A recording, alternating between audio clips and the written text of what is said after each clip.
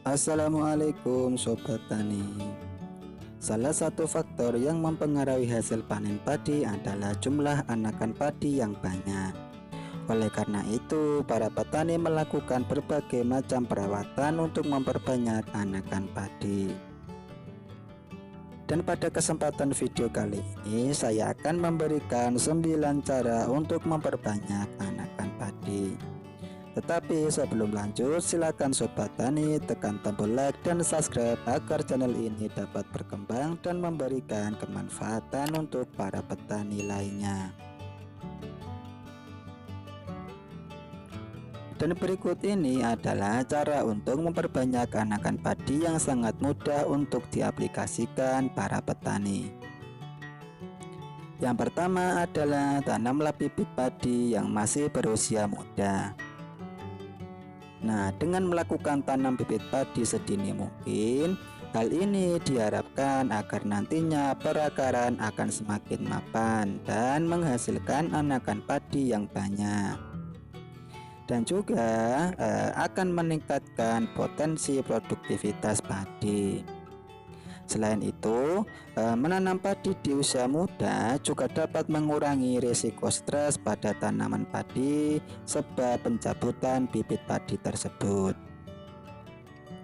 Nah, usia tanam terbaik yang saya rekomendasikan untuk sobat tani semua adalah pada usia 16 sampai 21 HSS atau hari setelah sebar. Yang kedua adalah pengaplikasian pupuk fosfat seawal mungkin. Nah, pupuk fosfat di situ seperti hanya SP36 harus diberikan seawal mungkin ya sobat tani, yaitu pada 2 sampai 3 hari sebelum tanam. Karena pupuk jenis ini di situ membutuhkan waktu agak lama untuk terserap atau diserap tanaman padi. Dan pada pupuk fosfat ini itu mengandung unsur P yang berfungsi untuk merangsang pembentukan akar. Yang ketiga adalah pemberian pupuk nitrogen seawal mungkin. Nah, pemberian pupuk yang mengandung unsur nitrogen seperti halnya urea, di situ hendaknya dilakukan 5 hari setelah tanam. Karena unsur nitrogen di situ merupakan salah satu hal yang mendasari dalam membantu pembentukan anakan padi. Oleh karena itu, saat proses pembentukan anakan padi, ketersediaan unsur nitrogen di situ harus terpenuhi. Yang keempat adalah penanaman bibit padi secara dangkal. Penanaman bibit padi di situ ditanam hanya sedalam kurang lebih 1 sampai 2 cm. Karena jika ditanam terlalu dalam, maka pertumbuhan anakan padi akan kehabisan waktu atau terlalu lama hanya untuk menembus lapisan tanah penutupnya. Yang nomor 5 adalah pengairan harus dilakukan secara intermittent atau berselang.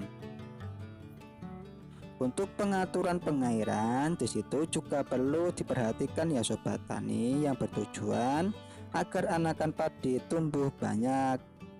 Dan juga pengairan ini itu dilakukan secara berselang dan perlu diusahakan tanaman padi tersebut tidak tergenang dalam waktu yang cukup lama. Yang intinya cara yang nomor 5 ini di situ tanaman padi tidak boleh digenangi air secara terus-menerus. Ada kalanya dalam beberapa saat atau waktu tanah tersebut dibiarkan kering, maksudnya tidak terlalu banyak air. Yang nomor 6 adalah memilih varietas padi yang anakannya banyak. Nah, dalam memilih varietas padi itu sangat diutamakan ya sobat tani, karena setiap varietas padi di situ memiliki kemampuan yang berbeda-beda dalam pembentukan anakan padi. Maka sobat tani harus memilih jenis padi yang memiliki anakan paling banyak, seperti halnya bibit padi Sunggal, C Herang atau IR64 atau berbagai jenis bibit padi yang lain.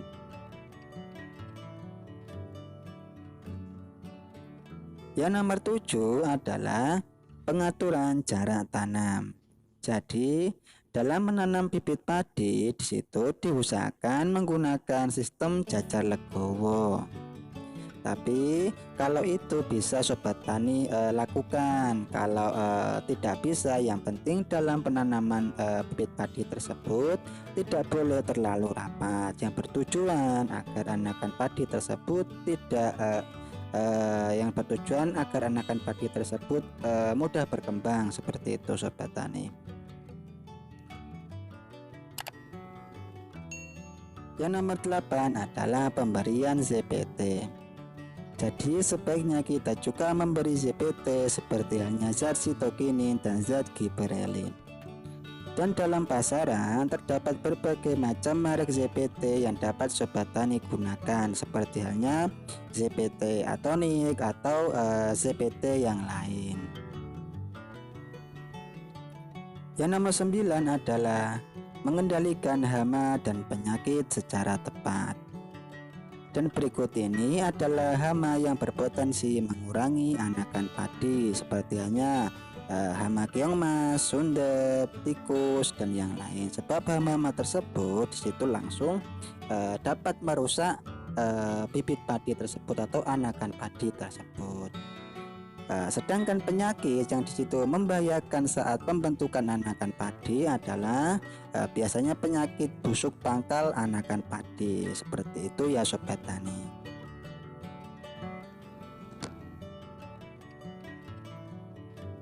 Nah, itulah 9 cara untuk memperbanyak anakan padi.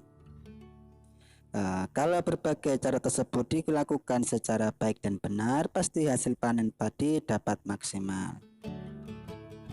Mungkin cukup sekian video kali ini, semoga bermanfaat untuk para petani. Dan jangan lupa untuk tekan tombol like dan subscribe untuk update seputar dunia pertanian lainnya. Jika ada yang perlu ditanyakan, silakan tinggalkan di kolom komentar. Sekian, terima kasih.